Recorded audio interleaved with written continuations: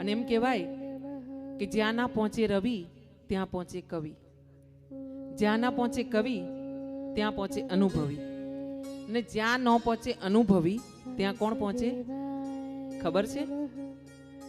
આ મારું ઉમેરેલું છે. અમારા પરિવારમાં આ વાત કથામાં રોજ કહેવાતી આવી છે, એટલે હું તમને સમજાવી રહી છું. જ્યાં ના પહોંચે રવિ ત્યાં પહોંચે કવિ, જ્યાં ના પહોંચે કવિ ત્યાં પહોંચે અનુભવી, અને જ્યાં ના પહોંચે અનુભવી ને ત્યાં પહોંચે ઘરમાં આવેલી નવી. હા, તમે સ્વીકાર કરતા હોય તો તાળીનું તમારે ધ્વનિ. અને આવું આપણે આમ છે ને, એકાદ તાળી એક વ્યક્તિને પાડવાનું મન થાય ને તો પાડી લેવી. એવું નહીં વિચારવાનું કે પડોશણે તાળી નથી પાડી, આ લોકો નથી પાડતા તો હું. તમને ઈચ્છા થાય ને તમારે ઊભા થઈને નાચી લેવું ભજનમાં. તમને ઈચ્છા થાય ને તાળી પાડવી છે, જયકાર કરવો છે, કરી લેવો. હા, કારણ તમારા ભાગ્યનું તમને મળવાનું છે. બીજા જે કરે એ કરવા દો, આપણે આપણું કરો. હા, અને આપણે આપણું સારું જ કરો.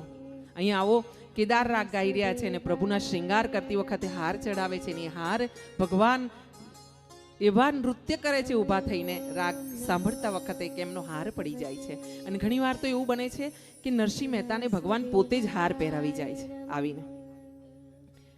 આ જ્યારે હાર પહેરાવાય છે ને ત્યારે નાગરીનાથ છે ને એમાંથી અમુક દુષ્ટ લોકો છે ને એ એવું કહે છે